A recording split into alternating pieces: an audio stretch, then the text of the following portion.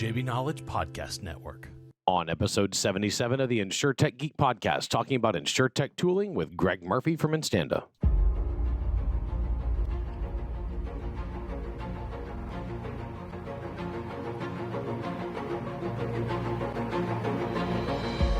The InsureTech Geek Podcast, powered by JB Knowledge, is all about technology that's transforming and disrupting the insurance world. We'll be interviewing guests and doing deep dives into specific tech we see changing the industry. We're taking you on a journey through insurance tech, so enjoy the ride and geek out.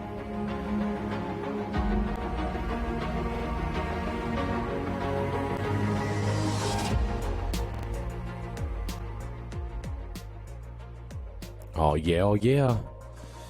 Super Bowl weekend. Rob Galbraith, who you rooting for? I gotta go with the Rams. My man Matt Stafford, is a long-suffering Lions fan. We will live vicariously through our man Matt. Yeah, but it's tough to not cheer for Joey B. I mean, what a great story. So yeah, Joey B, otherwise known as Joe Burrow, spelled Burreaux, because I am from South Louisiana and we renamed his last name for him. Joey B's gonna, with his hometown team. It's hard not to root for that story. It's like hometown kid, hometown team coming back home to be a pro, and the Bengals have sucked since the '80s. I mean, it's exciting. I'm rooting for Joey B. I mean, just to be really clear, I do love Matthew Stafford. I do love that it's two former SEC quarterbacks playing each other. Georgia playing LSU, but it's I think it's going to be a hell of a competition. I think that the Bengals fans will outnumber the Rams fans, even though it's being hosted in the Rams stadium. I'm just going to say it right now.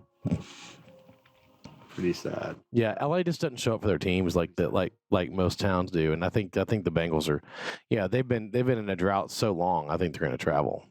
Greg, you have got Greg Murphy here with Instanda. Greg, do you have a pro team you care about? Well, of course, being from Minnesota, the Vikings, we bleed purple up here. So yes, the Vikings are everything to us. Yes, they are. And you have a beautiful stadium up there. It's you got rid of the bubble dome, and you went to something that resembled the Viking warship, and exactly. Yeah, a big steel spire. I mean, it's a pretty cool stadium. Yeah, it's exciting. Of course, you went to University of Minnesota. You've got. Do you guys still have the Western Michigan coach over there at Minnesota?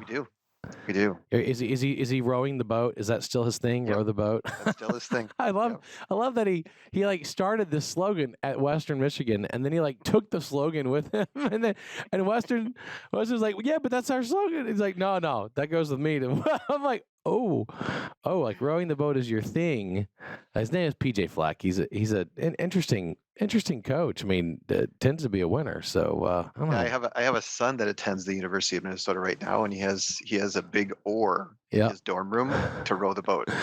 Yeah, which was not a thing at Minnesota before he got there. Yeah, no, it was not at all. No, people just like it, man. It's interesting. So Greg Murphy's up in Minnesota, don't you know? He's in Minneapolis, not in St. Paul, and we're going to talk all about tooling for InsureTech in just a minute. Just a reminder, you can subscribe to this podcast, because if you're watching this live stream the video on Twitter, Facebook, or LinkedIn, you can subscribe to the audio version by texting Geek Out, GEEK. OUT, Geek Out, to 66866. Make sure you never miss an episode. Again, we've got Greg Murphy from Instanda. Greg, you appear to be a Minnesota born and raised. Like you got your bachelor's from University of Minnesota. I mean, did your grad work in Minnesota? You're still in Minnesota. So are you a diehard, purple blood Minnesota guy whole life? I would say pretty well. I've lived here my whole life. I have flirted with the idea of moving several times. Usually in February or March, probably. Yeah, exactly. And in fact, I almost did it one time. I almost moved to the Bay Area, and because I worked for Oracle for a few years, and so, but it was just really hard to move. Plus, the family roots that we have here are really, really deep. So. Yeah. Yeah, and you've had an interesting career across financial services, technology, insurance, and so I thought we would start with that. before we dump into Instanda and what you guys do there, you were at American Express for a long time with their financial advisors group for a long time, 88 to 99, so 11 years. And then you went to Oracle for a couple of years, more than a couple of years. Then Thrivent Financial, Ameriprise. I mean, so you spent a lot of time in the financial services business. What was the big lesson learned from that? Like what are your big takeaways from your career in financial services? Well, it's when I think back over the last 30 years. So yes, it's been 30 years. I have had just an amazing tour of duty in sort of each discipline of financial services. So I kind of grew up in wealth management, as you mentioned, with what is now the company called Ameriprise, and and then I spent another tour of duty more in the life insurance and annuity side of the business. And then over the last decade, I've been in the P&C world. And so each corner of financial services, they have different things that are really the problems are different. The things that each area of financial services are trying to solve is different, and the systems are different.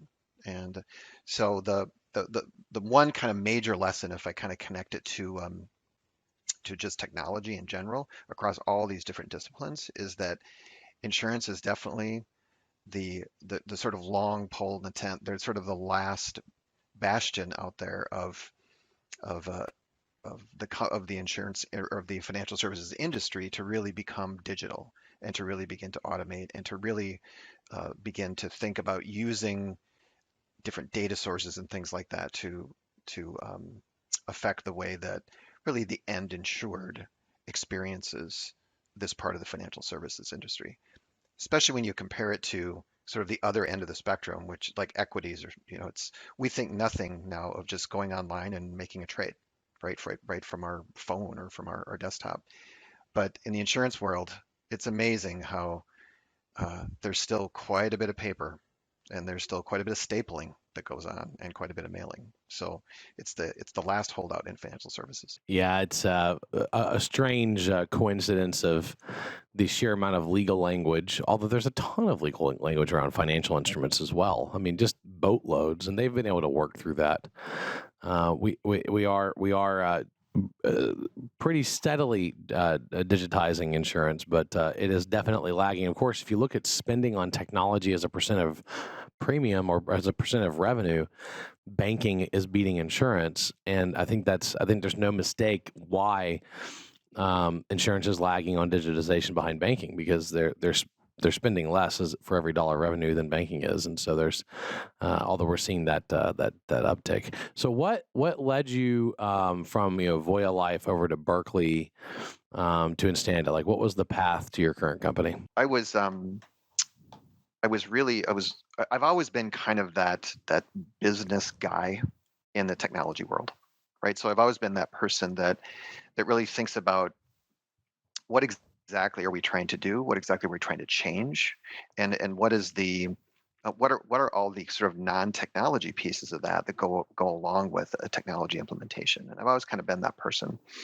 So I along the way I've met some just really incredible people. And as I was working through a pretty transformational process at Voya in the underwriting space, a really good friend of mine called me up and said, "Hey, if you haven't spent much time in the P&C world, you have to, because talk about an industry that really, really needs business thought and business transformation." And I happen to have a role that I really think you'd be really good at a major P&C firm. And so I took the leap and I dove into P&C, and wow, what an amazing industry. So much incredible technology, so many things that are possible, and so much work left to do to be able to really bring value not only to the insurance side of it, but the end consumer, the business user. I mean, there's just an amazing set of things to do in this industry. Completely agree. I mean, I stumbled into PNC years ago and fell in love with the problem set, the challenges that it's facing. So let's talk about what Instanda does. It looks like you are at the heart. It looks like a policy management system, but tell me what it actually does. Sure. Well, Instanda, I'll first of all start with the name. Instanda, it was really meant to mean that you can instantly stand up products, right? And therefore the name Instanda. And so really what we do, the reason that Instanda was actually formed by our founders is they are ex-insurance executives. And they were always faced with this problem of, I want to get business done quickly. I want to get to the white space in the market, but it takes me so long to do that. And they just got sick of this idea of every time they wanted to put a new market in or put a new product in the market, that they would go to their IT teams and the answer they would get back is, well, we can, first of all, get in line, right? And second of all, yeah, we can have that thing done for you in about 18 months. And they said there's just got to be a better way.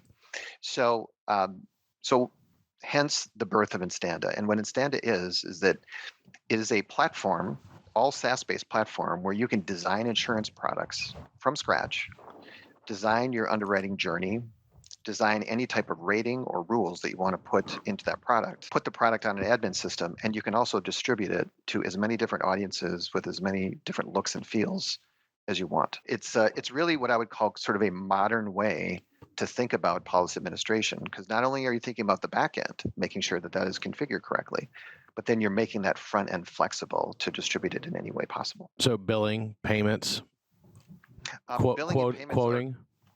Billing and payments are not currently part of the platform. No, those two items are on our roadmap for 2022. Right now, we are focused on the policy journey. Yeah, so you definitely get into like web-based self-quoting, et cetera. Absolutely, yes. Yeah.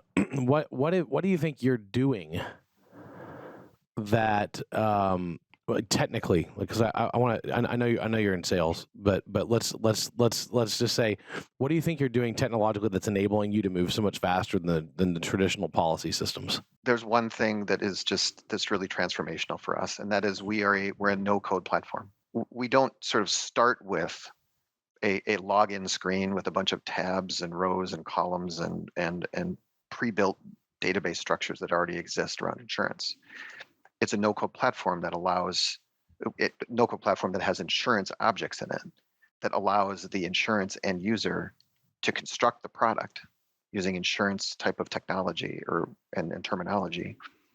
And what follows from that are all of the back office capabilities that you need, the front office distribution, and then the data structure is created by the product that you put in place. So from a technology perspective, what we're really doing is we're actually coding the platform as the end user starts to make decisions about what the scope of the project needs to be. And that's how we're able to move so quickly, because if anyone's ever experienced and I'm sure those in the audience here have experienced doing a policy administration implementation, right? It's a bear. It's a ton of money. It's a bear. These are very difficult projects, and there's a reason. It's because insurance is complicated and it wants to be very organized. They want that back office to be super organized, and the reality is that the platforms, the platforms that are historical, that are out there, the legacy platforms, they're built to really serve that back audience, and so they have insurance data structures in place. So when you come with a good idea in a different market, in a niche that you want to get into, what you end up doing from an implementation perspective with a historical platform is you end up looking at what's there and figuring out what you have to change, right? So you spend a lot of time kind of turning things off and redoing data structures, and it's a little bit like remodeling a house, right? And with Instanda, you start from a white sheet of paper. You start from scratch, and you basically say, look, what is it that you're trying to build? What do you want the journey to be like? What do you want the rules to be? And as you create that, your offering is built for you, both the front end and the back end. And that lends itself very, very well, especially in the specialty markets, where what you're trying to do is something very unusual to what's happening today in the market. Thanks, Rob. Yeah, Greg, I know you were actually a customer of Instanda before you joined the company, and I think sometimes that's like the best way to be able to articulate the value of the platform. So maybe you could share a little bit about your experience kind of using it and why you became such an evangelist before joining the company. What motivated you, or what benefit did you experience personally that kind of led you to say, "Hey, this is a company I want to work for"? Yeah, it's a great question, Rob. In fact, I've tried to find a way to steal that. Remember that old phrase that the guy that had the hair business, right? I'm not only a customer, I'm I'm a I'm client. also I bought the company. Yeah, I something bought like the that. company or whatever. So it's a little bit of my story. So a few years ago, I was actually leading uh, a policy administration strategy for a major firm, and it's where I discovered Instanda, and I started to use it in specialty lines. And my experience was so transformational for the teams I was working with, and for me personally, that I fell in love with the technology. And so the way that manifested itself was the first product that I experienced. We had a challenge to put a product into the marketplace, and an IT team had delivered an estimate of 9 months to get this product in. And I sat down with a team of people, about a half a dozen people. We sketched it out on the whiteboard. We invited the Instanda team in. We had that product in production in 6 weeks, and I had just never experienced anything like that before. And so we started with one. We did a few more, and really what ended up happening is that we discovered over time that if you really plan out your specialty lines products and you plan them out around the business cycle, you can very quickly and easily not only put products in the market, but then change them to fit what's going on in the market, change them very rapidly, and you can brand them differently based on the different audiences that you have, right? So you might have a core product that makes sense for 5 different audiences, and it's very easy with our tools to have each audience have a completely different experience, even different underwriting rules for each audience, right? And so I started using that platform like that, and was just transformational for any of the folks that were using it and touching it. And throughout that process, I got to know our CEO really well in Standa, and he sat down with me one night and said, "How would you be interested, or would you be interested in coming to lead the North American expansion?" And that's what I did. So let's talk about what allowed you to actually get it up and running. Like, you mean you were able to quote and bind in just a few weeks, like legitimately from the inception of the project? I mean, most policy systems take years to implement, and Sure. really hit a lot of friction around states and lines, right? State and line inspection is the biggest bugaboo. You can build a product on Instanda, and the capabilities that you get out of the box with our platform are really any of the insurance capabilities that allow you to rate, quote, bind, and issue and service that policy, right? So within Instanda, that's the set of capabilities that you get. And so, yes, I mean, a lot of times our customers, they will hand us an underwriting manual and say, these are the rules that I need to implement. And with our no-code platform, you can take those rules, you can really orchestrate them directly within our product build capability. You can flesh out your underwriting journey that you would like, and within a matter of weeks, you're doing a full kind of rate, quote, bind, issue, and service process. Because it's a SaaS platform, and it's a multi-tenant environment, it's all done for you. There's one version of Instanda, and all of our clients are on that same version of Instanda at all times. And so you also don't have to worry about these long upgrade processes with a lot of legacy platforms that are out there. So it's very transformational in the way that it works. Now, James, your point about states and things like that, it all depends on the product that you're building. So state, if you're building a 50 state product, and you have to take into account each state and each of their rules, Now that's going to add a few weeks to your project because you do have to build that state-by-state journey. But as when you compare it to some of the legacy platforms that are out there, these are not year-and-a-half projects. In fact, our average project size or project length, I would say, is about 12 weeks. And when I arrived here about a year and a half ago, we had 2 customers and in North America. And we now just, as of today, we just signed our 23rd customer in the last year and a half. And several of those implementations have taken really less than 3 months. Yeah. So I think our longest implementation over the last year and a half was been about 6 months. Yeah, that's a total game changer. Rob? Yeah, Greg, I'm curious. So you've talked about kind of traditional monolithic systems. Obviously, there's different kind of flavors out there. There's kind of your traditional that might be a COBOL or Fortran. James, you've talked about, and I have talked about those types of systems, at length in previous podcasts. There's obviously, some of the Guidewires, Duck Creeks, and other systems like that have really become popular over the last decade or so.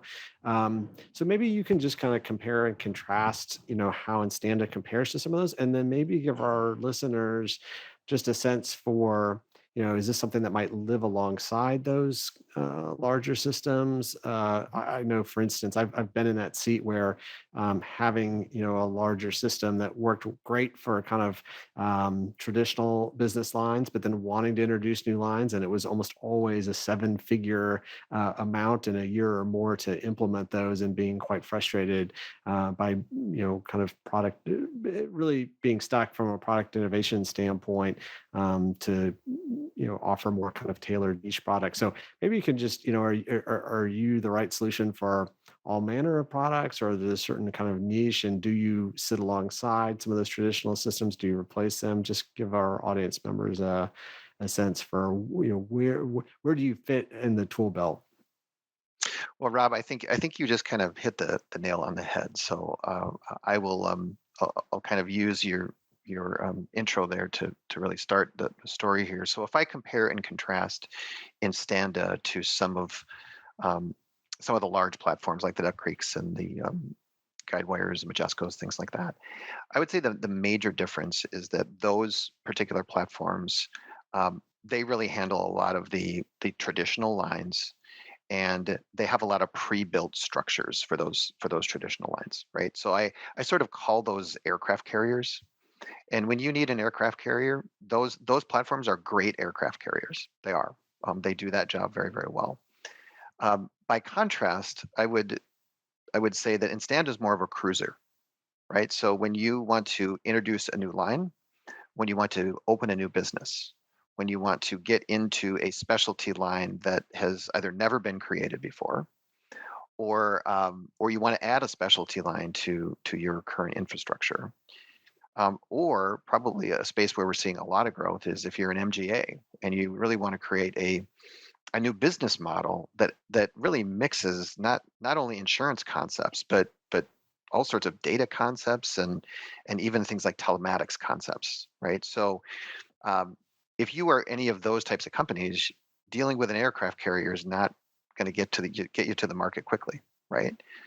So the Instanda sort of cruiser metaphor here is we can move very, very quickly because we actually don't have a lot of the constraints of the larger platforms. So we don't have pre-built data structures. We don't have, pre-built screens and forms and things like that. So it's very, very easy to quickly assemble that in the manner that you need it exactly for your insurance product. And that goes very, very quickly when you know what you want. That's awesome. Yeah, thanks for lining that out. Where are y'all going next? Like you're really you said that it's roadmap to deal and go tackle with billing and payments. What's long term on the roadmap for this product? I mean, are you aiming to legitimately compete against Guidewire, Majesco, Duck Creek? I mean, the big legacy monolith policy administration systems? Yeah, so I would say that we are, to Rob's point earlier, we are really designing our strategy to come alongside those platforms, really to pull up alongside a Guidewire or a Duck Creek or a Majesco, because we actually excel at things that they don't, and vice versa. They excel at things that we don't. And so our strategy, we really have three markets that we focus on. One market, as I've already mentioned, is if you are in a large insurance company and you are trying to get a specialty product out, we are a great platform to do that because we remove all those current shackles that you might have by trying to deal with a traditional platform. So some of our large insurance customers that we have, they use us in a product line or a division or things like that, where they might already have another policy admin system, but they use us for this line. The second market that we're competing in is the MGA market. We do a fantastic job of spinning up MGAs very, very quickly and handling all the flexible different requirements that those MGAs have.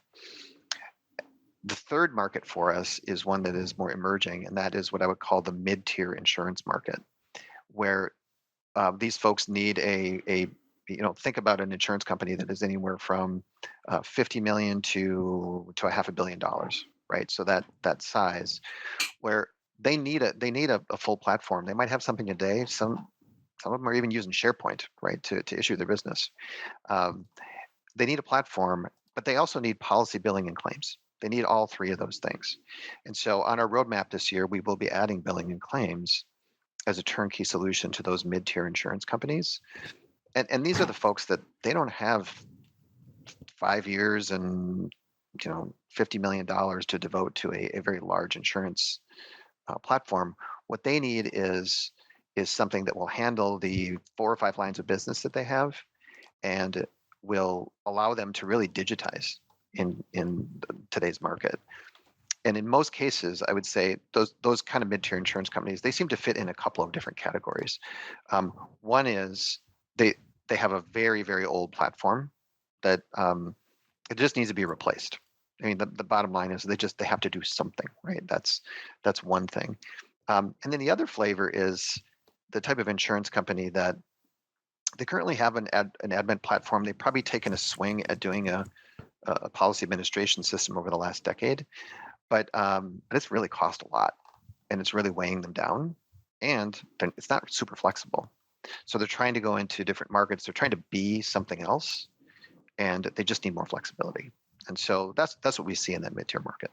Yeah, I think that last point is a good one, Greg, of the flexibility that being a cloud-based solution, a SaaS provider, you can now provide enterprise level software to small to mid-sized companies that previously probably would have been priced out of that segment. And so just, the nature of the architecture kind of gives them a much more robust solution than they previously probably were able to do. And they may have been struggling in any type of digital transformation journeys that they had planned to replace some of those really archaic systems that they have. One of the things I'd love to have you comment on, low code, no code solutions have really kind of become, very, very popular. We had an episode recently talking about the 3 years since my book, The End of Insurance, as we know, is published. Well, I don't mention, low code, no code solutions in that book. So there's definitely kind of an oversight on my end, but I also think those solutions have become increasingly popular since the publication of the book. A lot of these are what I would say industry agnostic that are out there. And so one of the things that really separates Instanda is that you really are focused specifically on the insurance industry. So maybe you can give our audience members just a little bit of, what does that mean to be specifically focused on insurance rather than maybe some of the more industry agnostic competitors that you have out there? The biggest difference between the agnostic no-code platforms and Instanda is that we have insurance objects within our platform that are already created for you, and you don't have to build those things from scratch.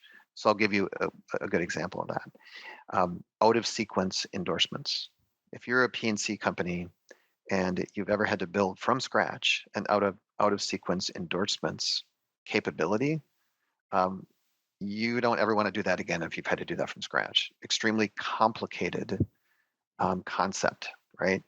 And so because our platform really focuses on insurance, and it really is a collection of insurance objects, as you create your insurance journey and your insurance product with our platform, it knows what you have to do. Our objects know what you have to do if you're going to renew that business. It knows what you're going to have to do if you need to do an out-of-sequence endorsement. It also knows that there's obviously a billing system coming up and a claim system you need to send things to, and it sort of formats that information ready for that. There's also a lot of compliance in insurance, right? So we're aware of that, and we make the compliance piece of this much easier. So the bottom line with Instanda as it relates to no code is that we're all about insurance, and we compete ferociously with the other no code platforms. And I will tell you, it's a really different experience if you're using a generic no code platform and you're trying to build. You would not want to build a policy admin system from scratch using a no code platform. You just wouldn't ever want to do that. And so that's really where that's our value proposition, is not only do you get to do whatever you want from a flexibility perspective to build that experience, but then at the end of it, you have a fully functional industrial strength policy admin environment. And that's the main difference. Awesome. Yeah, well, good discussion. I mean, this is a different take on policy administration than we're seeing across the board. Even a lot of the very sophisticated insurtechs we interview, when you really dig under the covers, have very traditional legacy policy administration systems, or they have a TPA who's actually doing policy admin using one of those legacy systems. So there's, it's really good to see somebody taking a different take on it and approaching it from a low code perspective, rather than the methods that we've been seeing for the last 20 years in the industry. So thanks for joining us to talk about that. We've got a little bit of news, if you'll hang on there with us to talk about our InsureTech news. And Rob, in my first one, InsureTech startup Insify. Insify, and I hope I'm saying that correctly. They snapped up at their Series A, so it's a 15 million euro to try and expand across Europe. They're going to, of course, hire more staff and expand the new markets across Europe. It was founded in 2020 to try and make insurance simpler, faster, more affordable for entrepreneurs and SMEs across commercial insurance.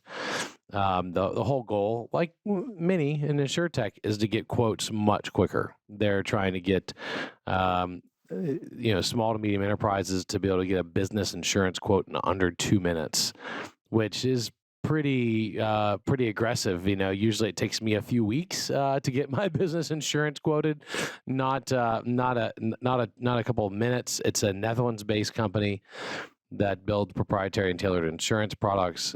Products are backed; their policies are backed by Munich Re, and they racked up 1,500 policies in their first year of commercial operations. So they've been out landing some business, and they just raised some money to keep expanding across Europe. Rob? Yeah, sorry. I think Insify, it's interesting, right? There's also Insurify, right? No, there's the namings do get kind of confusing, but to your point about kind of that speed to quote, that's the type of thing we've been seeing in personal lines for a long time, right? Some people have tried to have like a 60-second quote, things like that, but to be able to pull that off on the commercial side is pretty impressive if they're able to do it into scale. So definitely one to follow for sure. Yeah, absolutely. So in other news, Cruise and Mobilitas are providing autonomous vehicle insurance. Again, that's Cruise and Mobilitas. They said it's a first of its kind insurance program. They're brokered by Marsh, and they're trying to design it to ensure superior claims experience for commercial autonomous fleet. This is interesting. So they're building self-driving. Cruise is building self-driving all-electric vehicles, and this was interesting. And their director of risk at Cruise said their top priority is to deploy vehicles as safely and responsibly as possible. And they partnered with Mobilitas to create a custom insurance program that goes beyond normal. And so, look, this is yet another, sales announcement, right? But what's interesting to me is the partnership between autonomous electric vehicles and insurance. We saw Tesla, acquire insurance companies and jump in. We saw Volvo on both their electric and non-electric side bundle insurance and the financing and the maintenance, all with one one lease payment. So you just subscribe to a car, and it comes with the maintenance and the insurance, and right, it comes with and you just pay one monthly fee. Really, the car companies are trying to move to subscription car companies if they can, and in this case as well, they're going to bundle autonomous self-driving vehicles with a specialty insurance product designed for those. And there's been a lot of questions about who's responsible if there's an accident. Is it the driver? Is it a manufacturer's liability claim? Like, where does the claim fall? And so I think you're going to just keep seeing these specialty insurance programs where the program covers whether the driver's doing it or the machine's doing it. It's covered by one insurance policy. So pretty interesting. And I would expect to see more of this as certain insurers might say we're not gonna write self-driving vehicles, or we're going to assign an abnormally high premium to them. Rob? Yeah, I find that one interesting, James. And I remember this was a couple years ago. Trove announced that they were going to insure Waymo.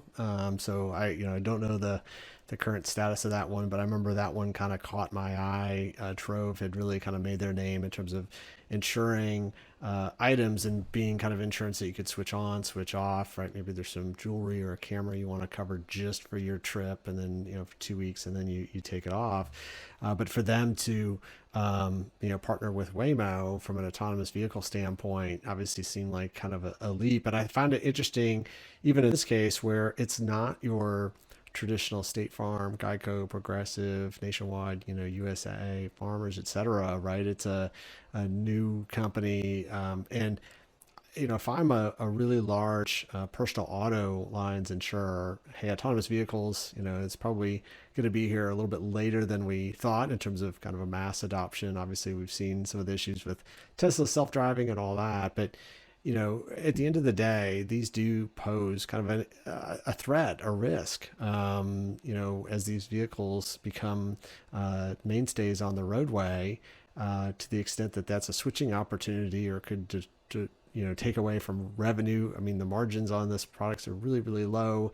Oftentimes it may be half the revenue for the company. That revenue supports a ton of expenses in terms of employees and systems costs that we've been talking about and other things. So I see it as a threat, and I'm really surprised that we're not actually seeing a little bit more movement from some of those really large personal auto insurers to try to cover this risk, just to understand it better so that they are positioned well, if and when that transition happens. Yep, absolutely. Well, Rob, what news do you have this week? Yeah, so a couple items that caught my eye. One in Coverager, State Farm Ventures expands their investment fund to $200 million. They started with $100 million, and they were fairly late into the game as a corporate venture capital. They stood up in 2018, which I know is behind several other companies. But they've had 21 investments to date, and obviously they're feeling that they're getting a return on their investment. And I know I've talked to a lot of startups over the years that have really had pilots and other engagement with State Farm. So it seems to be working. So to see them kind of double down on the size of their corporate venture capital fund, I thought was definitely newsworthy. And then the other item I've got, a great article in the Insurance Journal called 10 Emerging Risks to Watch. And I encourage listeners to read the full article for themselves, and I won't cover all 10 here, but cyber and political risk were the first two that they mentioned. And I definitely thought that, those have been obviously hot items. Some of the losses on the cyber insurance side have been huge, incredible. Yeah. Huge. So anyway, definitely a lot of food for thought in that article. The political risk side is kind of interesting. Cyber is actually kind of touches on that as well, but things like climate change and other things are really causing issues for a number of countries, both in the developing world as well as the developed world. So anyway, a great list compiled by Insurance Journals. Encourage folks to check that out as they're thinking about the future of their business. Awesome. Well, thank you so much for bringing that news to us. Greg, enjoyed the conversation. Really fascinating approach to policy administration. And, it is the first low-code solution for policy that we've had on the show. So congrats on being unique, because that's been a good conversation to have. And thanks for joining us from the frosty northern wilds of Minnesota. Oh, you're welcome. This was a great discussion, and we are groundbreakers. So we're happy to be here, and we're happy to be the pioneers in the space. Yeah, that's awesome. And thank you out there in listener land for joining us. This has been the InsureTech Geek Podcast, powered by JB Knowledge. That's jbknowledge.com. All about technology that's transforming and disrupting the insurance world. I've been your host, James Benham. That's jamesbenham.com. Co-host Rob Galbraith, insuranceDoctor.com. Thanks to Jim Greenley, our podcast producer, Kara Dalton, our creative producer. And thank you for joining us today. We're taking you on a journey through insurance tech. So enjoy the ride and geek out. See you next time.